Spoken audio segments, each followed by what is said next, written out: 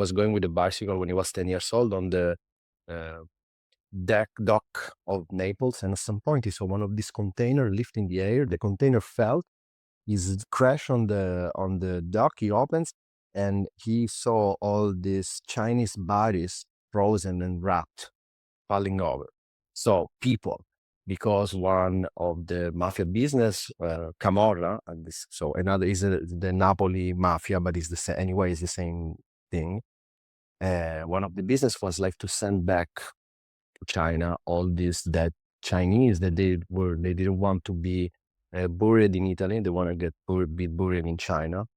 And it was a big business. That's why they were started investigating. They discovered they have a huge Chinese community in Italy, but just few, they just disappear at some point. They are not buried anywhere.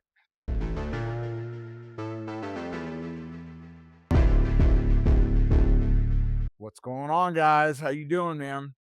Fantastic. How are you guys? Today we have a really special guest from Messina, Sicily, my friend Luigi, and glad to have you on, man. And it's an honor. Thank you for having me. Thank you for inviting me. It's a great pleasure. Awesome. You know, I just turned. It's so funny because Jesse, you have roots in Sicily, also, right? Yeah, my grandfather, his parents were born in Palermo. Okay. Yeah. My grandfather's from Monreale, which is right next to Palermo. That's where I lived, and my mother's grandparents were from Palermo, so they're really right next It's to a each other. beautiful place. Monreale is an amazing area, actually. Oh my God, What? it's so beautiful. When I first went there, Luigi, my experience, I was with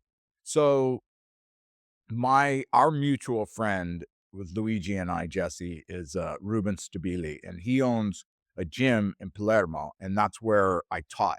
And I lived with Ruben for a while. He was one of my close friends, and he put me in contact with Luigi. But when he finally brought me to Monreale, it was crazy. Like, I had heard about Monreale forever because, you know, my grandfather was born there. But when I first went there, I was so blown away by how beautiful it was. I Wow. could not believe it. It was still one of the most beautiful little towns I've ever been to. I love It's it. very hard to describe it, actually. Monreale is an original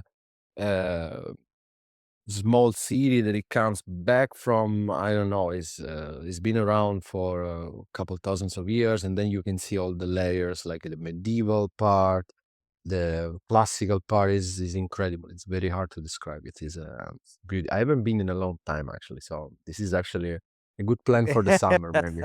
If you're gonna be It's my there, I'm gonna favorite. How long we have you can been meet living there. here?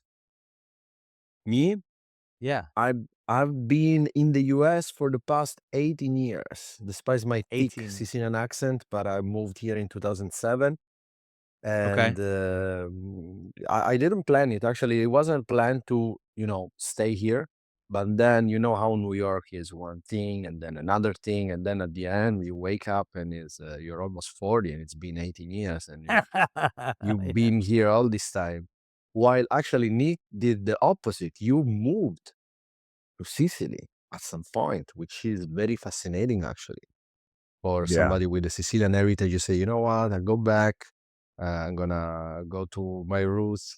This is also something that confirmed my theory, which is like if you're a Sicilian, you're kind of connected with the island, with this special, there is some special cord, something that connects you with the island. So, and this is actually, even after a couple generations, is the same thing, because if you felt this attraction to go where your ancestor come from, is a very powerful thing, actually. So Yeah, when that first time I went into Monreale, when I went there, I like started crying. I could feel the attraction to that place. And it'll all, especially Monreale. Palermo, I love it. Palermo is one of my favorite cities. It's so cool. The nightlife, it's very gritty. But Monreale Jesse, I can't wait for you to go, man. I've never been, yeah, I would love to go. And so on both sides of my family, my father's father, his parents were from Palermo, and then my mother, was born in Tunisia on the boat ride across in Northern Africa, and all of her family was from Sicily a generation so they were Sicilians born in Africa in a French colony. So we're real pirates. Yeah, but actually, this is a very common thing. You know, my grandmother used always to have this story about one of her ancestors. She said that actually it's proven this person really existed, but my grandmother claimed it was one of our ancestors, which is I cannot guarantee this is a true story. But basically, it was this kid from Messina. Was on a boat. He was kidnapped by the Arabic pirates. And then once he was brought back to, you know, the Sultan or whatever, he showed some courage, some stuff. He was a child, he was like 10 years old, but he became one of the protected by the sultans. And then he, year after year, at some point, he became the general of this fleet. He was, you know, uh, the general of this huge pirate fleet. And he came back to Messina and he surrounded the city and he demanded to see his mother. It was like, "Oh, you're gonna meet my mother. I'm gonna destroy the city." This is actually a very credible story, but my grandmother claimed was this Mustafa Chikala. He was like one of our ancestors, so a Wow, big very cool. pirate name. Oh, maybe we're cousins. It's what you know, so for me, Luigi, when I went back to Sicily, I really dove in for, you know, and I still am studying the history of Sicily and Italy and trying to understand it. And, you know, obviously what I learned was that Sicily was a colony for almost every world empire going back thousands of years. So, Many, it was always a colony by many different cultures, and yeah. this is actually something that kind of make this unique mood, this unique personality of the Sicilian people, because you know we had the Greeks, and then we have the Normanni, and then we have the Spanish, which all this the siesta, all this slow pace, this kind of heavy laziness is come from that. With the Arabic colonization, which is all that part, there is the jealousy, and you know you cannot look at somebody in the street. You know there is all of these things in Sicily which they don't exist in the US. You know you walk around, you look at somebody in the face, it's okay. If you in Sicily, that's actually very unpolite because it's Explain that to me. So is that in current Sicily? Is in where current people Sicily. are like that? Yeah, you Of don't look people course. in the face? Of course, that's actually you do it, you know, now is modern time, but it's considered very unpolite, and that's come definitely for the Arabic heritage that we have. Also, you can see it in the face of the people that sometimes there is something that coming from all this different culture and is uniquely present just in Sicily. We have this very unique way of living the life or dividing the day. You know, if you go to Uh-huh. northern Italy, Rome and up, but I would say Naples and up. After like a 1 p.m. in Sicily, all the stores shut down. People go back home and do the siesta. If you go to Palermo or Messina in summertime at 1 p.m., it's like midnight. You walk around, everything is closed. There is no people around, which is crazy. In New York, something like this is it's crazy to imagine, but this Oh, is come yeah. also for the uh, Spanish colonization, the idea of the siesta, those stuff is very fascinating actually. And of course, the tagliata in Palermo you have the tagliata. Come on, you know, you walk around, you look at somebody. If he looks back at you, maybe you know it could end up in a fight. You know, you never know. It's part of the culture there, which is never happened here, Mhm. No. Wow. and that's for the Arabs for sure. And Interesting. then the Wow. Normanni, for example, if you um, walk The around Sicily, Normans. Yeah, the Normans, you're gonna be yeah. stunned by all these beautiful men and women with blue eyes, blonde hair, and you're like, this is come from the Normans. You know, this is their colonizations, and there is a lot of people. Actually, my wife, she's from Sicily as well. She's a beautiful girl with blue eyes, blonde, 100% Sicilian. Usually, people think we are like this very little dark. Um, people, which of course we are as well, because by the Greek, by the Arabs as well, but it's a mixture of It's interesting. phases and culture. Yeah. Not as New York, which is like the real melting pot here is crazy, but still, back in the days, probably even Sicily was like the center of, it was in the center of the Mediterranean. So all this culture brought in all these different, not just people, but also culture and, magical stuff and all the, different religions. It's Superstition. very interesting. Superstitions, of course. Yeah. Yeah, at one point I read that Palermo was 95% Arabic. Incredible, huh? Incredible. Yes. 95% Arabic. And then Incredible. and they came in, and the church, I think, came in at one point when there was a changeover, maybe to the Spanish, and drove all of them first onto the mainland, Calabria, and then off completely out of Italy. A very Well, interesting story, actually. a lot of the Yeah. food that like from my mother's family, a lot of the food that we grew up eating was very Arab influenced.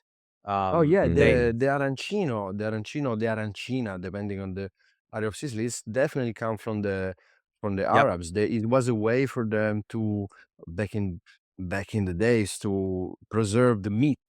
They put the meat inside the rice and they fried the outside so they could go on a horse, go in battle, and just have some food. Yeah. Protected by the rice shield. So that's how the But they arancino. fry it together, so that's like a common street food. Yep. Yeah. Yeah. Beautiful. So I miss it wild, so much. wild. I Do miss it you? so much, man. I gotta you go. miss it? Yeah. Well, always, of course, it's part. At some point, it's become part of you. No, then this nostalgia is become Sure. part yeah. of your Oh, yeah. personality. It's not. I don't think I could ever be able to move back. After I never worked in Italy. I have no idea how to the bureaucracy works, taxes work. I was always here. I moved here when I was 21, so I have no idea. So I don't know how that impact could have on me. So I don't know. I like to be here and miss it and have this nostalgia. Go there sometimes, enjoy it. I don't know if I would ever live there. I spent some times during COVID, for me, a very long time, almost 1 year. And at first, I was very happy. I was like, you know what? It's so nice. I'm finally back after all this time. I have time to stay here to enjoy it. But after a few months, it became obvious. I all the reason why I left. They came back to me. They were like, now I remember why I left. I left because of Yeah. this. I left because of that. I left because uh, all this reason. And so when I actually came back in New York after 1 year, that's when I start crying. I was at JFK. I was like, I'm back in New York, and I start crying. You were happy to be So back in America, huh? yes, honestly, yes. I love Sicily. I love Messina. It's definitely my home. But what I try to explain to my people back in Sicily is like New York is my home too. So it's like I have a bigger home. I have a home now I have a home with a big backyard, with a big garden. It's a big. I'm home there. I'm home here. So it's like I have this bigger home, and it's very hard to explain. It was a conquer for me. At first, I wasn't home. I was here, and it was very difficult. New York is tough. It could be very hard place to live. So for me, it's the greatest conquer of my life. It's like to feel at home in New York. And it took a lot of time. And many times you just want to give up. You just want to go back. It's like, so many times you're like, you love it and hate it. It's this mix feeling inside your guts. This city is always like this. It smells bad and it smells fantastic. It's beautiful and horrible. It's all these And things the together. And the then, people are great, and they also are fucking terrible. wow, man, exactly. Dude, 2 years ago, I spent 5 weeks in Japan for training for martial arts. After 3 weeks, at the beginning, I was so happy. Everybody's so polite. Everything is so clean. After a few weeks, I couldn't stand it anymore. I couldn't wait to come back here and have somebody to scream at me at the deli. I came back, I was like Eddie Murphy coming to America. Oh, motherfucker, yes, yes, fuck you too. I was so happy to come back. That's It so was good. too That's so much. good. It was too much. They're Yeah. just so polite. You start scratching yourself. It's like, no, this is too much. And I So, find the pace, I find something that gets me a lot is when you go to different places, the pace at which they like if you go to a restaurant and, the amount of time it takes for you to get the food, or you go to stop at a gas station and you wanna get things that are convenient and everything takes and we're used to boom, boom, boom, boom, boom, in, out, gotta go, 'cause there's a oh zillion people. man, So we're just so used to that pace of right now, right now, right now, and everywhere else is not like that. Nowhere else is like that, to be honest Nowhere with you. else is nowhere like that. Nowhere else else. is like that. I'm from the deep south. Don't come Yeah. to the deep south I because know. nothing I know. Man, nothing I moves fast here. I had some friends from New York. A few times they come visit me in Messina. First thing, they wanna go everywhere with Google Map, and I told them, dude, it's not working. It's never pointing the right place. So you need to Yeah. understand where you're going. There is no Uber. There is no taxi. You sit on the restaurant. Can you turn the AC on? There is no AC. No. It's like No. all these things. Can you, this is cold. It's like, man, that is what it is. It's like so different. But this is what we are here in New York. At some point, we are. Uh, I don't know. Once I made a joke with my wife. It's like I went to visit this guy, this friend of mine in Italy, and we both shocked when we saw the wash and dryer machine. And we start staring at it like we were Amish because we don't have it at home here. In New York, we all Yeah. have the laundry. We don't. So we see these things that like, oh, you have the AC on the wall, like on the. For us, it's something that is out of the war because we live in a different reality. That's what it is, on the good That's what it side is. and the That's bad side. different Uh, operating system. Nick and I, we talk about it Yep, all the time.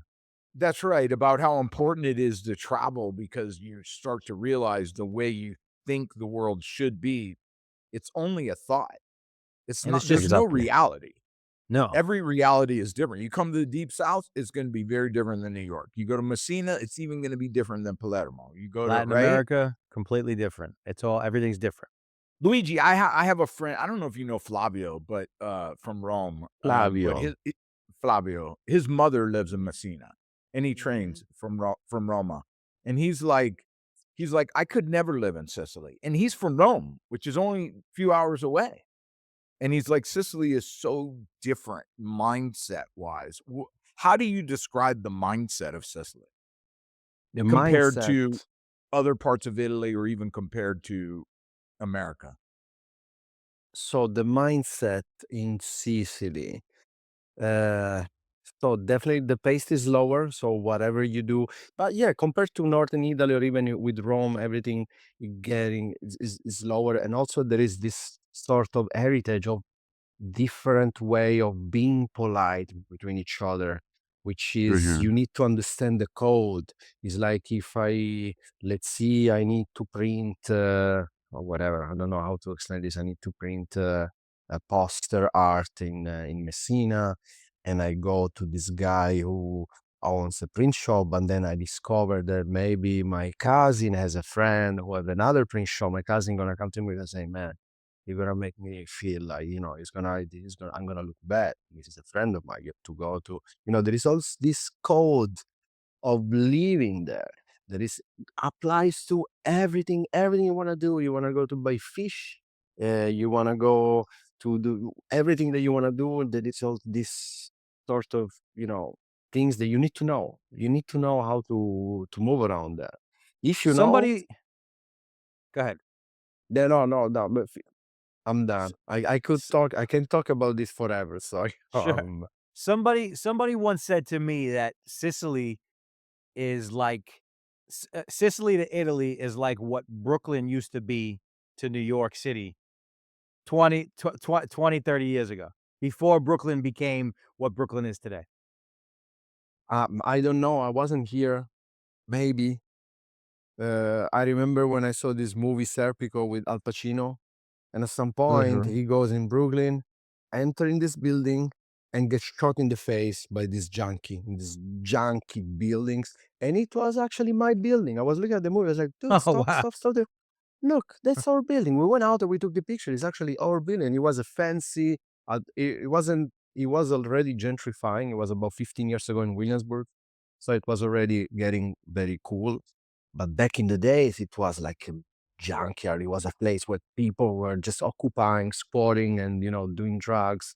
And we're talking about just in a span of 30 years of time, which is also something that I think is the main difference between Sicily, in this case, Italy, Europe, let's say in general, and New York. Is like 30 years in New York is a lot of time. A lot of things happen. A lot of stuff changes in 30 years in New York. In Sicily, yes, some things change, but most of the things stays the kind of the same. It's a slower pace. When I speak with friends who say, Rome has a great history compared to New York, it's a different sort of history. New York is a compact. Of course, we don't have the Coliseum or the Pantheon in New York, but jazz was born in Harlem. Hip hop was born in Brooklyn, and Yeah, Keith Haring was doing art here, and Andy Warhol, and Jimi Hendrix, and Bob Dylan came to New York, and Madonna. It's a Yeah. different history, but his history. This is history anyway. So oh, it's absolutely. But it's more. younger. New York is younger. I mean, it's hard to compare a place that has thousands of years of culture to a Yeah. place that has It's hundreds true, of years of culture. but It's very different. I would bet that in the past, let's say 500 years, happened so much more in New York than in every other city in the world. Like Oh, so definitely. much, so Yeah. Definitely. much, so many things.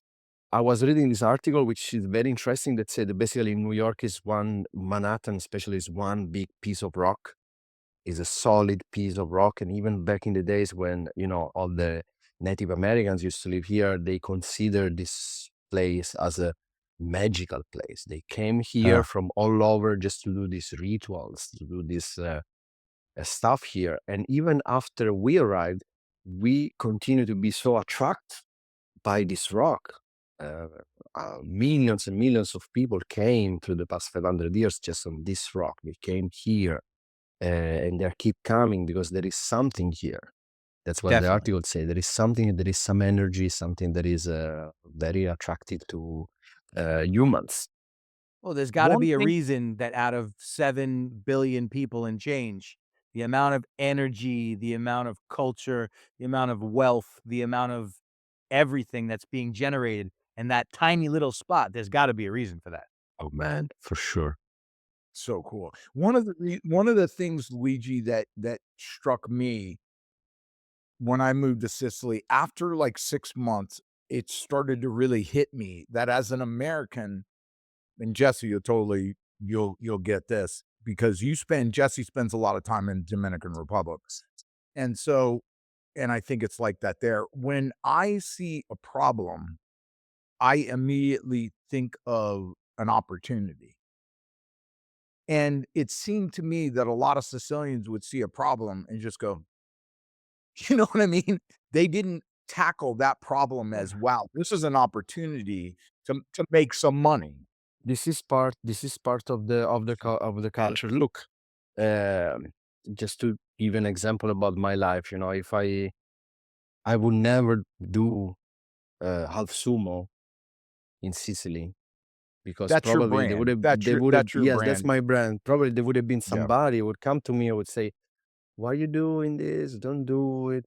You're gonna just waste your money, try to find a job. It's like this is the sort of mentality which, from my personal point of view, is something that it doesn't exist in New York. For example, I start competing in martial arts when I was already 25, 26. I was doing my first full contact competition. So I was already, let's say, old compared to people who start doing full contact fights when they are on their teens.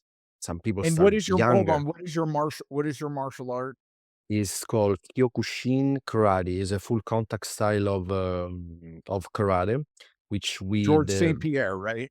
Yes. George St. Pierre started with that, and Yeah. who else? There is some other very famous fighter who actually comes from Kyokushin. But anyway, is full contact, no protection, so you don't have gloves, you don't have shin pads, and you go on the tatami and you just fight bare knuckle. And I was in New York. I started here when I was 21, when I arrived from the dojo, and I start, training. And then at some point I ask myself, I really want to do this. I'm scared. I don't know. Maybe I'm going to, like, I'm too old. I'm going to break this. New York, everybody were like, you want to do it? Do it. What are you waiting for? Do it, do it, do it, do it. Yeah. If I was in Sicily, everybody would say, you are too old.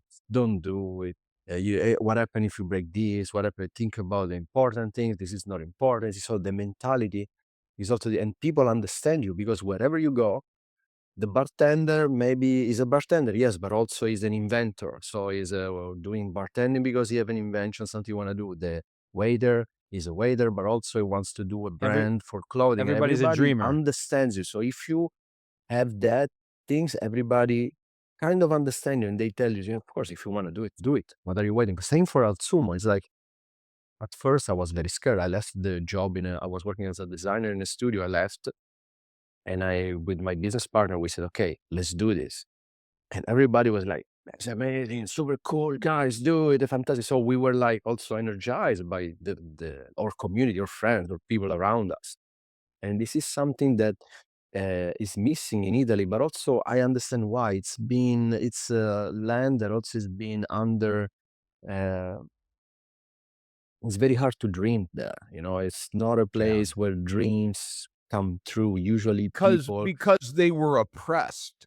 The they people were of Sicily oppressed, were oppressed for thousands of years, and right? you have the feeling that you have to be ashamed of yourself if you're a dreamer. If you have a dream, it's like a secret. It's like, this is like, you don't want everybody to hear, because you feel like, and it is a wrong thing, is you feel ashamed. And people who actually really speak loud about their dream usually are laughed about. Look at this crazy guy. Why don't he find a job and support his family? It's crazy. So it's very hard to be a dreamer, also because there is all this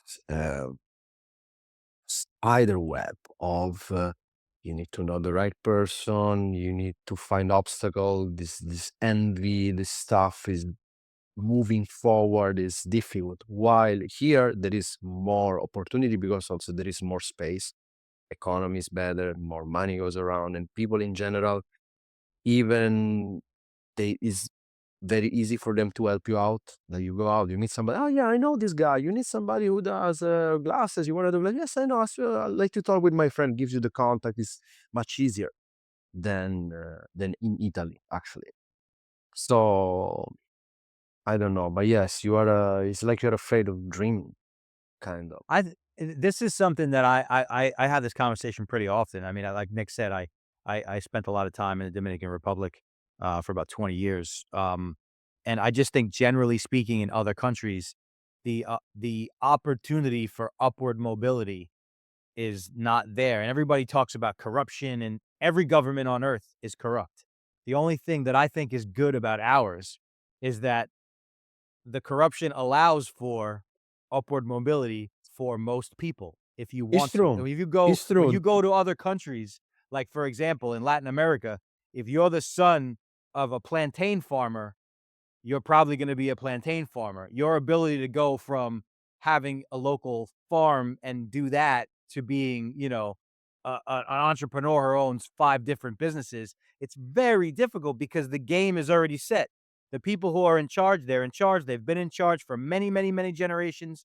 And to break into that club, in a lot of cases, it's almost impossible, but it's not the case here. If you have the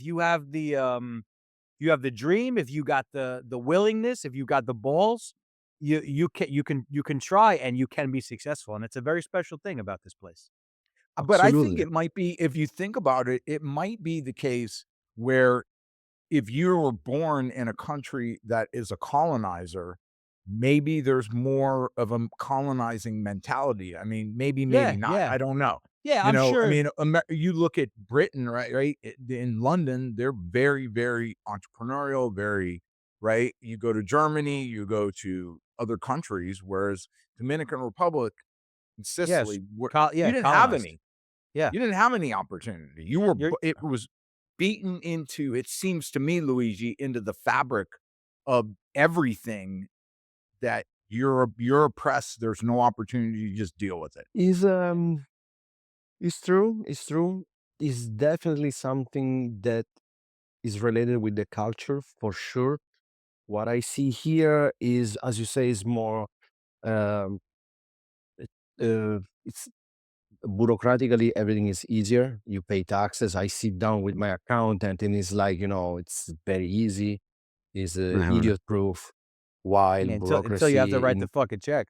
Yeah, bureaucracy in Italy is terrible. Taxes are 40% and up. So this is also definitely something that people suffer a lot Yeah. to do business, to start. So it's not, it's like um, a dog chasing his own tail. It's like, government has no money. So we raise taxes, but so people, they don't start doing new businesses. So it's all this in this cycle. While here, there is some tolerance. I remember when I moved here, I used to work in a restaurant right away. I found a job right away, 2007 in a restaurant. It was a cash only. And I was shocked. I was like, cash only? What do you mean cash only? It's like, yeah, it's cash only. Because there is some sort of tolerance. The government understands that, even if there is some, Yeah. is money goes around, money goes around, people get cash, and this cash, they spend this cash, it's good for the economy. And somehow here, um, the approach of the government is trust. You go, I remember at first I was laughing up. You used to come here with a plane and they give you this paper and it's like, have you ever been part of the Nazi SS? And you laugh or you're like, of course not. But then this is something, it's an auto declaration. The government trusts you. You declare, okay, how much you pay on taxes this year? Oh, I made this money. It's very easy to write it down because the government trusts you. Of course, if they discover you say the false, they gonna come and destroy you, of course. While in Italy, it's the opposite. The government doesn't trust you. That's why everything is so complicated. All the bureaucracy, you need to really prove um, a lot of things when you pay taxes. Sometimes you need to anticipate your taxes payment for the next year. Is all about not trusting. And Mm. this is also the way the system is built. No, no, it's very different. It's very Yeah. hard to compare the two culture, even regarding all the issue with the weapon.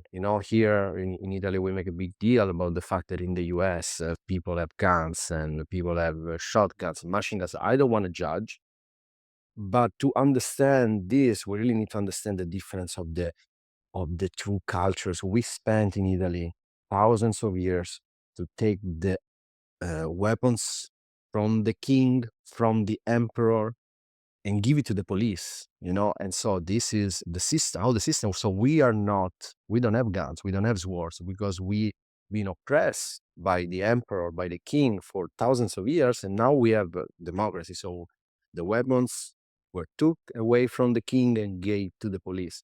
Here, people arrived and they moved to the West and they had no government, they had nothing. They need to defend themselves. So that's why they had guns. The Yeah. government, the state came after and found them there already with their guns.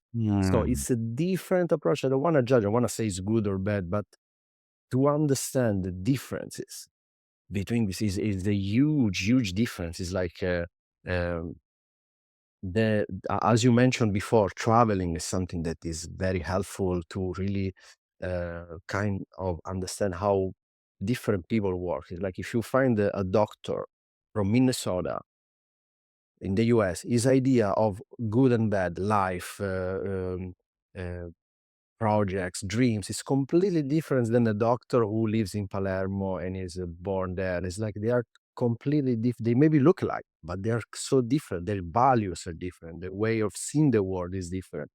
And to me, it's actually very fascinating. And I don't want to say better or wrong, but There's no such I thing. There's no bad, there's no good, there's no better, it's not real. exactly, It's exactly. just different. That's it. It's So so so we much different. so I just had Jesse watch Il Gatto Pardo. Have you watched the new I series? watched the no, I haven't watched the new series, but I'm familiar with the book. I read the book a So few good. times, So and good, I right? remember the movie. That is old school. movie Gattopardo from probably the 80s, which is a very, very good movie. The old one, yeah, I haven't seen the old movie, but it was interesting being a Sicilian, I realized that really the most important event in all of Sicilian and maybe Italian history was the reunification of Italy and Sicily no longer becoming a kingdom because Jesse, you probably learned this from what you've seen so far of the series and what I had to learn was that the reality for life under colonial rule, whether it was the Spanish or it was the Normans or it was, you can even surmise the Greeks, is that you were poor and you were oppressed and Yeah. you slaved away on a farm and you were given a little bit of grain. And so, you know, that what I learned was, especially after with the lead up to reunification, was that's where the mafia kind of got its hold, right? They What were the is first your rebels, right? Yeah, they were the bandits. What's your understanding and take now on the mafia? You're in New York, it's glamorized, but coming from a true Sicilian, coming from Messina, what's your view of the mafia in So Sicily? historically, the mafia, of course, I'm not an historian. I do t-shirts. So I just, for what I understand of, at first, we were saying before about the US, there were moments in the Sicilian history where the state wasn't there.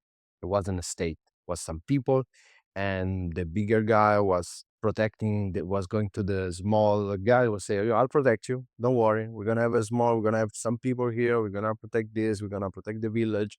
You just give me a little bit of bread. You give me a little bit of money, and then we're gonna."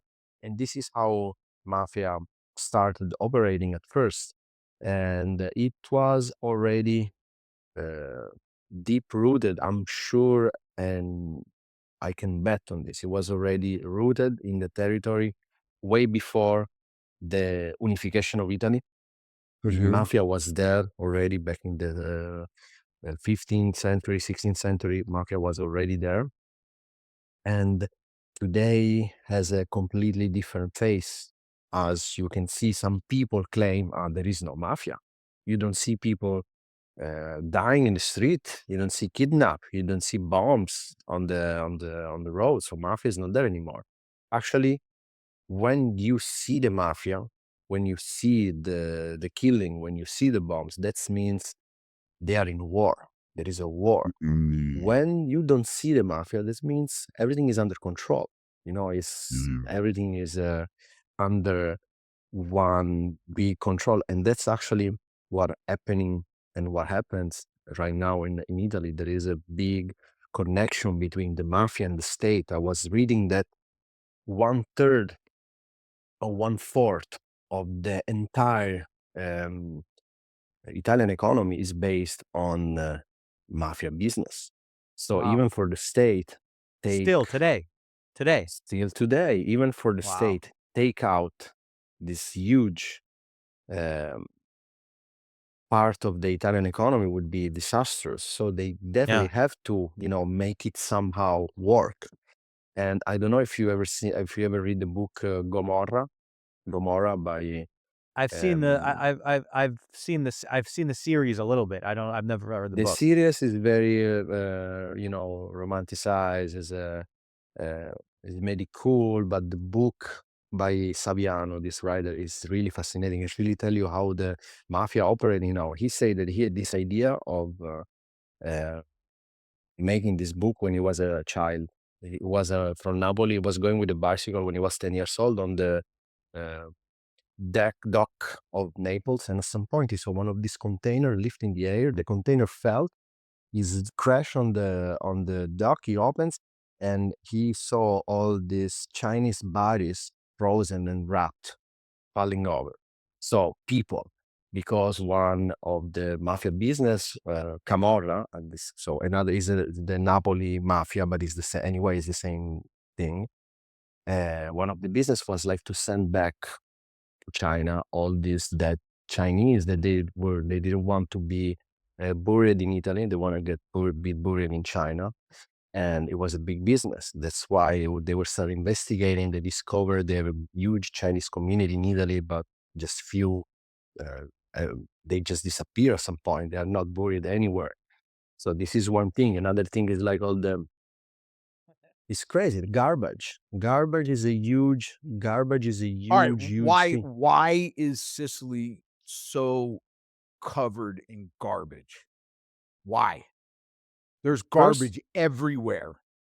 First of People- all, this is the world crisis. You know, we are garbage everywhere here. The problem with garbage is the old culture, but even here, we have something, is our thing, we throw it away, it's not our problem anymore. It's like, Yeah. it's gonna disappear, somebody's gonna pick it up. We don't even want to know what happened to that. Even here is a big problem, if you just do a little investigation, that doesn't even have to be so deep. You realize that all the recycling thing is a bullshit. They get all the plastic, they don't recycle the plastic, they send it to India.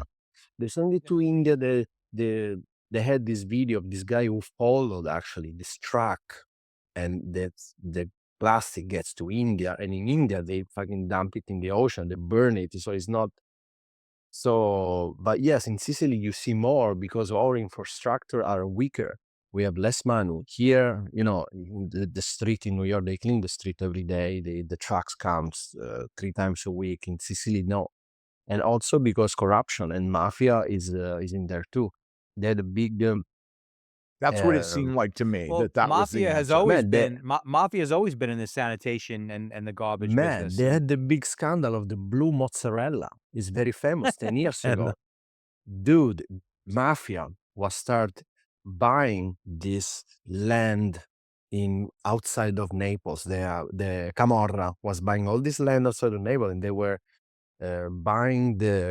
getting the garbage from the government and just, putting it under the soil, under they were, digging holes, putting the garbage, closing the holes. But we're talking about tons and tons going on for years. And then at some point, they start finding these blue mozzarellas because the cows were eating the grass was contaminated with the garbage. If you look around, wow. if you look online, blue mozzarella, Naples, you're going to see all the scandal. It was a Wow. big Oh my thing. And imagine this gosh. is happening everywhere in Sicily. What they do with the garbage? They put it under. They just dig a hole, they put it in there, they dump it in the sea. Yeah. And this is another big mafia business, all the infrastructure. That's why I'm personally against the build of the bridge over the Stretto di Messina. I'm To very Messina, the against that. Calabria. So there's a causeway that they're proposing, Jesse, that will go from link Sicily to mainland Italy. So people can Yeah. drive. Yeah. Oh wow. Which will be Wow. the biggest bridge with one, I don't know how to say this in English, but it's one campata unica in the world, because it's gonna have just one arch, and it's gonna be the Oh, biggest in the world. wow. For that Yeah. long. Yeah. Wow. So, Yeah, wow. and And so they start doing some gara d'appalto, which is like when the government start, saying, okay, we need to do this. They do like this sort of, they make company racing in order to get the best manufacturer for cement, for iron, whatever. And they found that 90% of the company who participated to this sort of race, they were at the end connected somehow with the mafia. So they are everywhere. Is everywhere. It's part of the What system. shocked me about Palermo was the amount of anti-mafia like sentiment I seem to see, like posters and billboards and, Falcone, and the airport's named after an anti-mafia crusader. I guess in the 90s it was really bad. There was a war on the streets of Palermo, huh? But it was terrible. In the 90s was terrible, yes. I remember it. I was 6 years old, but I remember the day Falcone died. I remember it very well, actually. It was big. He was a judge, right? An anti-mafia judge, right? Yeah, he was an anti-mafia judge, him, and then another one, Borsellino, died a few months after him. It was very very bad, very tragic, because we thought like that we lost the war with mafia. Some people actually still think that the war was lost, because nothing have. Of course, every year they do a celebration. They go there, they put the flower on, but then uh, not much is changing in the system. Falcone was driving his, from my understanding, tell me if I'm wrong, from the airport, right? And was driving, Yeah, and the mafia 3 cars. like They were packed 3 cars, and they packed like underneath the TNT. road, explosives, and Yeah, blew Wow. him up, they Jesse. blew the And so, a full piece of the highway. Full Wow. piece of the if you look online, you see the videos of the police when they go there after a few minutes, and there is nothing. Everything is See, and these are the exploded. things that, like, Capaci. when, you know, I'm not somebody who's overly patriotic, but like Americans, when they complain, like, these are things that, like, here in the recent past, like, these things like this happen all over the world, still to this day. And we don't ever have to deal with stuff like that. But yet I know. people Complain. say, complain, complain about all of this stuff, It's and so it's bad. it's wild. It's wild. I mean, imagine in the '90s, like blowing up judges on the highway. That is not that happens in movies here. That's not that's that and it's once again, it's perspective. It's perspective of understanding that this world is a big fucking place, and there's a lot of stuff going on. Oh So yes. Luigi, when I went back to, I'll give you case in point about the anti-mafia thing. When I went back and was in Monreale, and I was speaking with my aunt, and I was trying to find out what happened with my grandfather. Why did he go to America? And I was asking about my great grandfather, and she's like, oh. All she would say, and Ruben was translating for me, was, well, he went into the hills, and no one knows why he went into the hills, and we don't know what happened. But that wasn't true. He did go into the hills, and I believe it was because he refused to be conscripted into the Italian army during World War I. I think that was fairly common, right? That Sicilians didn't want to go fight for Italy in Yeah, World he War became a One. bandit. He Probably became a became a bandit. bandit. If it was Yes. World War II, the correct name would be partigiano, because He in was World War World War II, One. World War One, yes. So he became a bandit. So tell me about that. So, honestly, I don't know much about it, because my grandparents, they were kids during World War II. But I Mhm. remember clearly some stories about World War II, about both side of my family. My mom's side of the family, they were big supporters of Mussolini. So my Mhm. grandmother, my great grandfather, they were all uh, supporters of the fascist regime. While on my father's side family, actually no, they were big antagonists. And my grandmother told me that they spent weeks in this tunnel during the bombing of the city, and the only game was actually to kill flies on the wall of this big gallery. And my great grandfather, he was in a concentration camp, and he actually survived. But the uncle, so my great great uncle, actually, Where was the concentration camp? he close to Catania. Can you believe it? In Oh, Italy, wow. No. So he was close to Catania. who started the concentration camp? The fascists and the Nazis. So what I was Ah, told was even during World War One was during right after World War One, and I think it was like 1920, mid-20s, that my great-grandfather was imprisoned in a in a in a labor camp by Mussolini. That Mussolini came and cracked down hard in the 20s and rounded up all the bandits and put them in labor camps and killed We them and did we executed them. did we did horrible things, but then, thanks to the rebellion, so thanks to the bandit, thanks to the partigiani, during the end of the war, let's say the last year of the war, all these people start rebelling against You're the talking about fascist World War regime. II. World World War War II, II. yeah. No, So you I were think talking about my World War grand One. Okay. Yeah, my great grandfather was a bandit during World War One, Huh.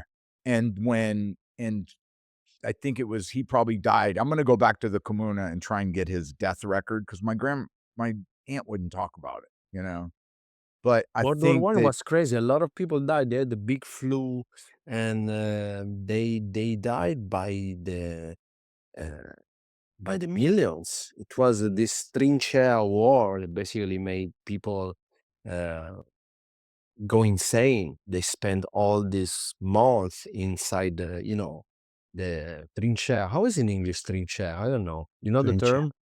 Come si dice? What are you La saying? trincea, la guerra di trincea is the World War One when they just stay behind the Trench, line. trench, trench, Trench. trench Yes, warfare. trench war.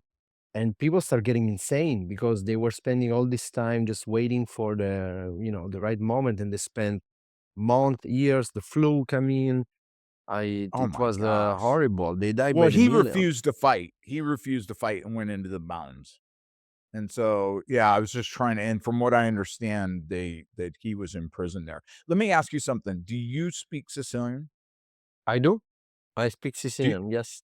what was your primary language growing up? Was it Italian or Sicilian? Italian, of course, Italian. But also this Okay. is something we need to thank TV for this. In the 60s, TV arrived in all the homes, and that's when people start finally everybody speaking Italian. They had some TV program which it was just TV shows that were just grammar.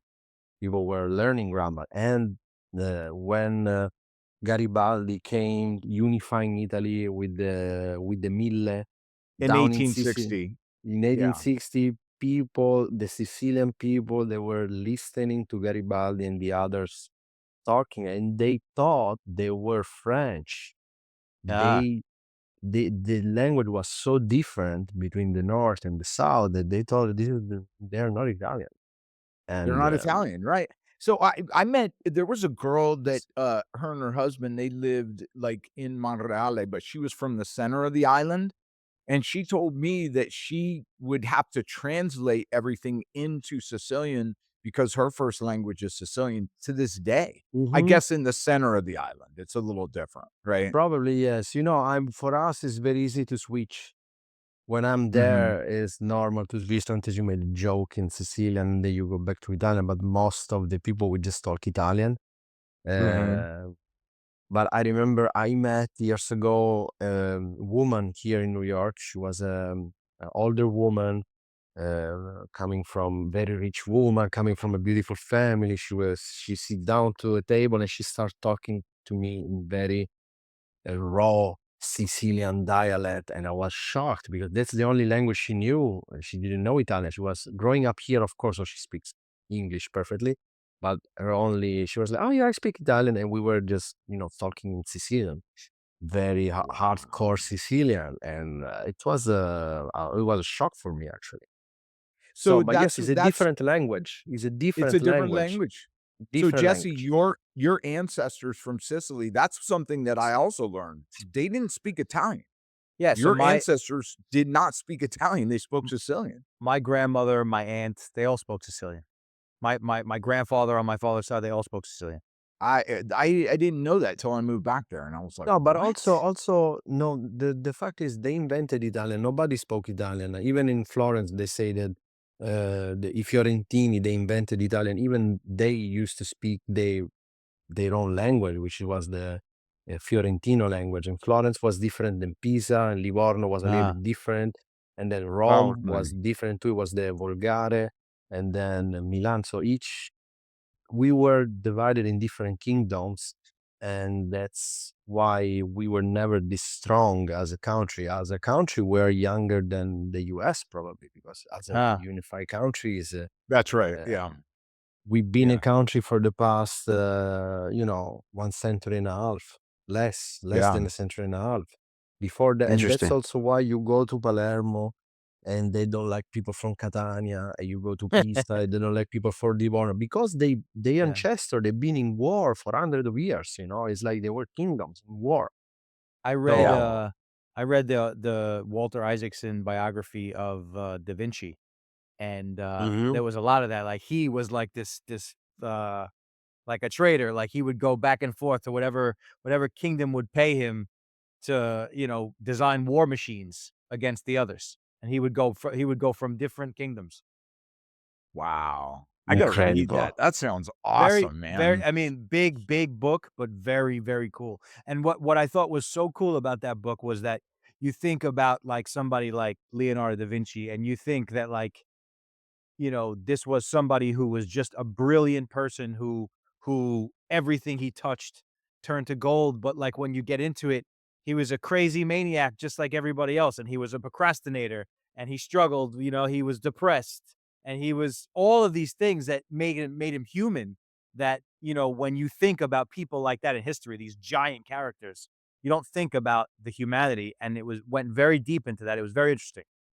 Very. You know about Raphael, one of Yeah. the Yep. Renaissance painter. He actually died very young. He was about 30 something when he died. And that's really surprised me. So I was like, why? How he died? And I went looking online. Raphael, he was, of course, working for the Vatican. So he was doing all this painting for the Pope and the sculpture for the Pope and everything for the Pope. But he was also a nasty, nasty son of a bitch. So he used to party all night with the hookers and wine and doing this party and getting drunk with all the money that the Vatican gave him. So he was like this crazy party guy. One morning, he partied so hard in hookers and wine that he started feeling sick. He was super sick. So the Vatican sent his doctors to pick him up. It's like, what is going on? And he lied to the doctor. He didn't say the truth. He was like, oh no, I have a fever. I ate something wrong. So they actually give him some, I don't remember this thing, but they instead giving something to, giving energy back, salt, sugar, and sort of stuff. They start taking his blood out and he died. He died because of that, because he didn't tell the truth to the doctor. He was like, what have you done last night? No, I just had stomach pain. But he was like just going with hookers and wine and doing crazy stuff. And that's how he died. Right. He was 31, 32. Holy Yeah, shit. crazy. Wow. He was a Wow. and Caravaggio, he killed the man. Caravaggio, he killed the man. He was uh, um, he had to run away from Rome, and he had Was he the a painter? army. Was he a Renaissance painter also? Yeah. Yeah, A Caravaggio famous is like Renaissance? Okay. one of the One of most the greats, famous, huh? one of the Wow. great. And there is this story where they say it's actually it's a homicide, he killed a man as well. So these people are pretty They were crazy. crazy. They were, and I in love that book, crazy people. Crazy well, but people of change the course, world. of course, Crazy people change the world. That's why they're so great. in that book, and this is the last thing I'll say on that, but in that book, they told the story of the rivalry between Da Vinci and Michelangelo. And what was really interesting about the rivalry between them is they were both gay, but Da Vinci Da Vinci was open about it, and he would have all the young boys, and he would have his like the students in the shop, and he was just out there doing whatever the fuck he wanted to do. And Michelangelo was gay, but he was embarrassed and he hid it. And so they hated each other. They hated each other because they were both considered like the greatest painter, and they would war between each other, and they were like the polar opposites. They were like arch nemesises, and they would compete for commissions from the Vatican, and it was Man, very interesting. Michelangelo got this commission from the Pope to make, I don't know, a crazy, like 80 statues, something impossible to do. And the Pope paid him in advance. After 3 years, he made maybe one and a half statue. So the Pope sent a message saying, we're going to kill you. We're going to cut your head off. And so he came and was like, no, I'm going to do something for you. And that's how he painted the Cappella Sistina. Because Yeah, of that, he locked himself Wow. 3 years in the chapel, and he did all of that. Because of crazy that, he fucking was risking maniacs. his crazy love it. maniac. And people come from all over the world just to see that art. Yeah, I have a question incredible. now. I want to pivot this. So, how did you get into art? And first off, Half Sumo is a jujitsu brand, right? But Yes, mainly. yeah, how far did you take your Kyokushin karate? You were like, you fought like world champions, right? I fought in the World Championship twice. Yes, I Oh, actually wow. represented the United States twice. Oh, You wow. represented the United States. Yes, Wow. I represent the United States. Yes, and because I've been competing here, I won 3 times the U.S. National Championship of Kyokushin. So that's why I Ah, have to represent the United Holy, States. It holy shit. was cool. It was cool. very cool. It's beautiful memories. Traveling to Japan and going there to fight. You don't go there in vacation. You go there to fight. It's a different feeling. And regarding Half Sumo, I've been doing art since when I remember. I was always drawing. Since when I have memories. That was always my thing. And Mhm. when I moved in New York, I start doing. Of course, I will start working in studios in some design. I did the design school in Rome. But then in New York, I started doing some street art. I was going around doing some illustration, doing some poster, and I always had this idea of somehow um, putting this all my martial arts Bushido idea in a modern era environment like New York, because that was my life. I was waking up, going to work, going to the dojo, taking the train, living in this uh, incredible, adventurous and mysterious sometimes city. So this is how Al Sumo was born. It was like, how if woodblock print artist from the Edo period in the 17th century was transplanted in New York and doing street art in New York on a graffiti wall. What would he Very do? cool. And that's how the idea of Half Sumo started, Mhm. um, Wow. somehow was born. And then I quit the job and my agency, and I opened Half Sumo as my personal, let's say, uh, agency. So I was doing branding, websites, designs. So I was doing commissions, and I start posting on an Instagram account sometimes some of the work that I was doing, but also some illustrations. I was posting some designs, some illustration, and I got contacted by the Super Rare Shop, which is a very famous martial arts historic store of New York, martial arts store. And the guy told me, Zach Lipari, another Italian guy. He was like, "Oh man, I love your stuff. Let's do something together." And we started doing some t-shirts together. And then I met my business partner, Alberto, which is a jiu-jitsu black belt.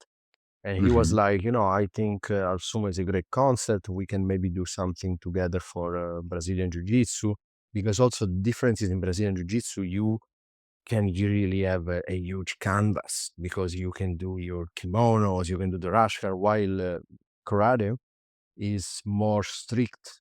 In Kyokushin Yeah. karate, you just have one doggy, is the White gi. federation dog. You don't have room to express art as I wanted Mhm. to do.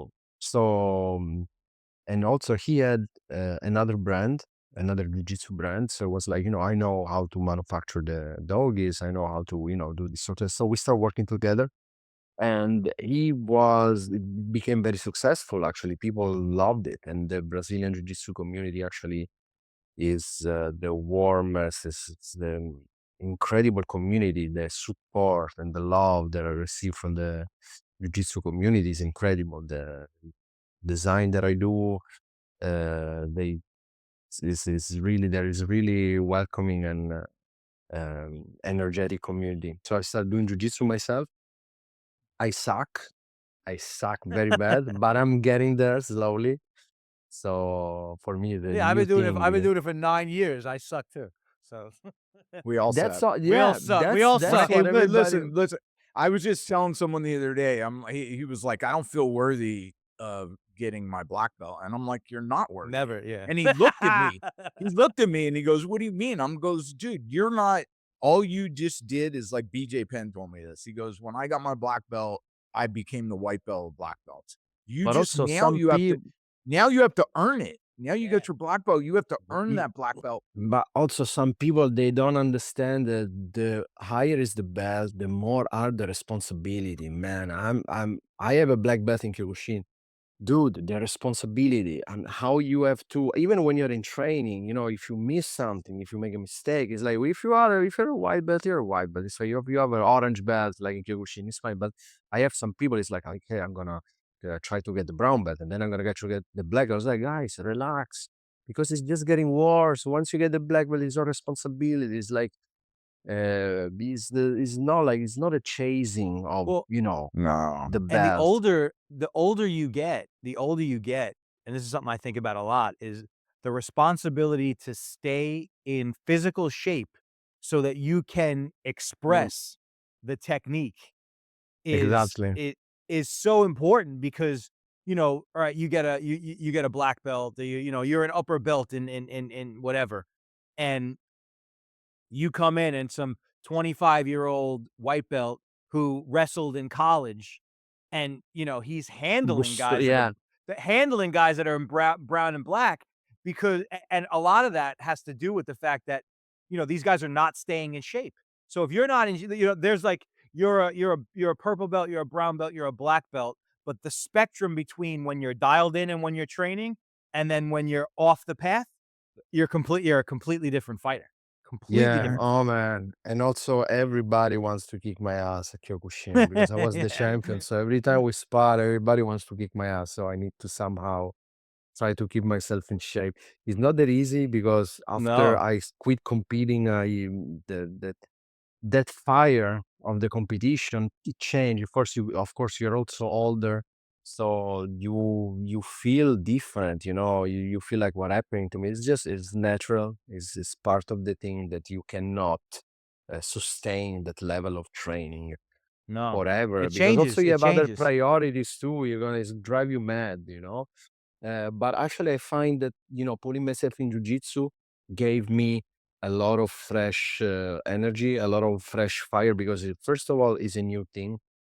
It's humbling because I'm a white Yeah. belt, and I tap with this guy ass on my face. I'm like, oh, please, ta, ta, ta, ta, ta," like this. So it's very humbling, and but it's mentally is the new game. So even when I go back to Kyokushin, I'm better. Yeah. Mentally, I'm fresher, and I use muscle that I usually don't use. So my balance is better, my core is better because jujitsu. I feel more powerful. My kicks are stronger because all the leg work, all the wrestling, all the stuff I do in jujitsu. So is for me it was really game changing. And I'm gonna get there. Right now. I roll Of just course. with white belts like me, but most of them, there is so much different between a 3 months white belt and 3 years white belt. It's a different planet. Oh, yeah, sure, And sure. Oh, yeah. I'm slowly I'm getting that. At first, I was getting tapped. Now my goal is like, Don't get and then tapped. my goal was like, try to don't tap. So I was kind of managing myself, and I was already, 10 minutes. Okay, I didn't tap, not even once. I was able to. And then, okay, I'm gonna try this little sweep. I'm gonna try this little arm, like that. And then I start getting 2 taps. And I was like, oh God, oh, I can do it. And then you feel like a wizard. It's like, okay, I do this, ta, ta, ta, and it's happening. You feel you're a wizard. Yeah, yes. That's So why it's so addicting. Yeah. Oh, Oh my yeah, oh, God. yeah. it's So what let me incredible. ask you, there's been a tremendous change in the jiu-jitsu community in the last 3, 4 years where we've moved away from the gi and towards no gi. And how is that affecting you at Half Sumo? So we actually, especially for the gi, we usually manufacture just limited edition. So we make a Mhm. couple hundred pieces each kimono, which is usually, uh, for me, is a great canvas to express design. I like to put Easter eggs around the gi. So I haven't seen this much because the quantity of the stuff that we do, we really Is manufacture just limited. So you're more limited. no-gi. You're more no-gi. Nogi, usually imagine for each dogi that we manufacture, we make 5, 6 nogis. So that's Okay. The as a uniform. collection. Yeah. Yeah. As a personal practitioner, doggy is more sustainable for my body because nogi sometimes it can get too quick, too fast, and I'm Sure, not sure. there yet. I like Yeah. the body, you know, I like the fact that you really the wrestling part. I'm strong. I feel I have a good grip. But sometimes it get too fast and I hurt myself. You know, it's like I get a hit in the neck with the elbow. Or I get hit while with the dog is harder. You know, it's more controlling and the You could slow it grips. down. You could You slow the slow pace it down. down. So, Yeah. but Yeah. between the two, growing up as a karate guy, doggy for me is like means martial arts. So, but between the two, I don't know. I think I like both. I I personally like like Yeah. both both. too. I like both too. I like But both, but yes, I'm moving towards more no-gi now just because I hmm travel so much. It's too hard to bring a gi. I can't bring a gi Yeah. everywhere. I travel. So if I'm traveling, then I could put a pair of shorts that I can work Sure. out in and train in and a rash guard that takes this much room, whereas Yeah, a yeah, of yeah. gi course, takes this much room. So it's of just course, that's too definitely true. I it's wanted That's very true. to hard. I wanted to getting back to Half Sumo. I told Nick this. I first became aware of you. You guys ran a campaign and you used that song "Little Green Bag" that Quentin Tarantino used, and Yeah. that's the first time I was aware of you. And I was like, and I didn't really know what it was, and I'm like, this shit is fucking cool.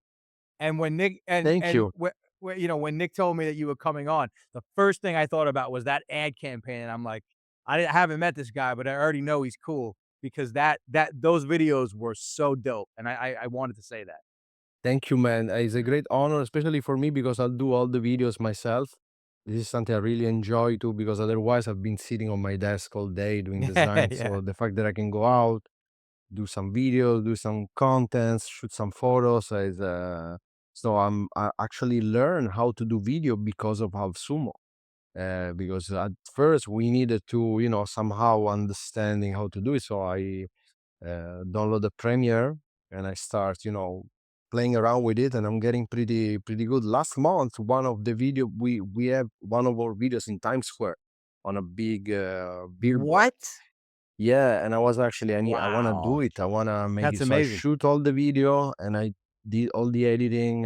Very professional, and it was actually something that I really love to do it. You know, you could have somebody to maybe do the video for you, but I really like, especially the videos is something that I really like to do it. So That's it very That's was. I'll cool. so send it to cool. you after. I'm gonna send it to you. It's very Congratulations. cool. Yeah, Yeah, I'll repost that. That'll be great. We'll repost it for this absolutely, episode. And That's absolutely. amazing. also the main thanks is for New York, because every time you go out, you go downstairs with the camera, you just do like this. You close your eyes, you just do like this. It's beautiful. You know, everything become Yeah, incredible because it's a unique. Everywhere is a landmark. You know, everywhere is like, yeah. wow, it's New York. So it's way easier. Sometimes I call one of my friends, and I was like, you know, I have a new hoodie. I want to do a nice video. Let's meet, maybe, I don't know, 14th Street. We go around with the camera, just walking around and just do some shootings, and it's incredible. It's like a movie. So New York That's is awesome. unique. Yeah. So you guys do more than just you do t-shirts, you do more than just Yes, we jujitsu do. uniforms. Yeah. We do. Yes, we try to somehow mix it together, because the main goal for us is to offer something for the culture, because you know Yeah. Brazilian Uh-huh. Jiu-Jitsu is is a culture. Let's talk about martial arts in general, but Jiu-Jitsu in the specifics is what reminds me of what the skater community was in the early 90s. Sure. You know, people want to be recognized. You go on a restaurant, you got a skater, you want maybe a t-shirt that say, you know, skate, as people recognize you. It's like it's a culture, it's like a tribe. So Yeah. that's why we Definitely. try to I'll show you something. That's why we try to, you know, merge the streetwear. For example, I'll show you, this is the new jacket that we did. So we did this aviator bomber jacket, but it's made with Ah. the same material of the doggy. So Oh, wow. same Oh. material of the doggy, That's cool. and is the design is inside and it's Ah, fully reversible. Wow. So this one that's Oh, here, it's cool. reversible. yes, of Wow. course. So you do like this, Jesse, you're about to start crying. and I this can is see it. I love and it. this is fully reversible. Oh, that's And so dope. same for So the, Wow. for cool. example, training bags. This is what I use for jiu-jitsu. Is made with the same material of the doggy from the outside. I love that. And the design is all inside. So inside, this is the life of Miyamoto Musashi, which was a famous samurai. Is all drawn inside. It's hidden. So, you have it, this kind of, outside is very minimal, but then you have the design inside. And so, yeah, we try to, kind of